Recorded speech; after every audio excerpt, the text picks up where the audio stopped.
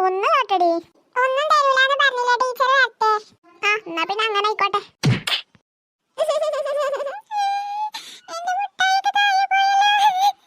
എന്ത് പറ്റി? എന്തിനാ കരയണേ? ടീച്ചറെ ഈ വിഷ്ണു എന്റെ മുട്ടായി പാക്കറ്റ് പൊട്ടിച്ചിട്ട് മുട്ടായി ഒക്കെ താഴെ പോയി. എന്താ വിഷ്ണു ഇത്? നീ എന്തിനാ കുട്ടിയുടെ മുട്ടായി താഴെക്കിട്ട്? അത് പിന്നെ ഞാൻ അവളോട് ഒന്ന് തരുമോന്ന് ചോദിച്ചതാ. അപ്പോൾ തരൂലെന്ന് പറഞ്ഞപ്പോ ചെയ്തതാ.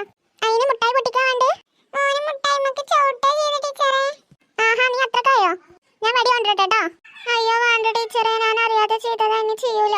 ഞാൻ വേണമെങ്കിൽ അവൾക്ക് മുട്ടായി പെറുക്കിട്ടോളെ കൈ കൊടുക്കാം. ആ എന്നാ വേഗം നിലത്ത് കിടക്കുന്ന മുട്ടായി ഒക്കെ പെറുക്കി പാക്കറ്റിക്കടെ.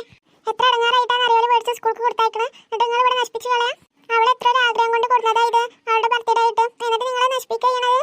ലച്ചുമോള് കരയണ്ട കേട്ടോ. ഓനത് പാക്കറ്റിക്കാൻ ഇട്ടേരൂട്ടോ. ശരി ടീച്ചർ.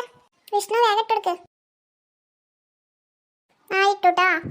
ഇനി ലച്ചുമോള് കരച്ചിൽ നിർത്തിക്കേ. ശരി ടീച്ചർ. എന്നാ ഇനി നമുക്ക് എല്ലാവർക്കും മുട്ടായി കൊടുക്കാല്ലേ ലച്ചു? ആ ടീച്ചർ കൊടുക്കാം. എന്നാ നീ പോയി കൊടുത്തോളൂ. ഇന്ന വിഷ്ണുവിന്.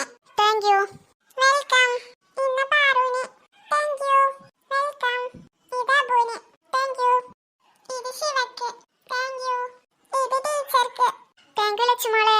Welcome teacher. അല്ല നിങ്ങൾ ആരും അവൾക്ക് ബർത്ത്ഡേ വിഷസ് കൊടുത്തില്ലല്ലോ. എല്ലാരും അവൾക്ക് ബർത്ത്ഡേ വിഷസ് കൊടുത്തേ. Happy birthday to you. Happy birthday Lachu. Thank you so much.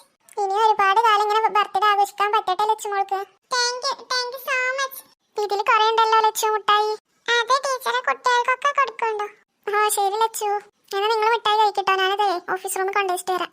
Okay teacher.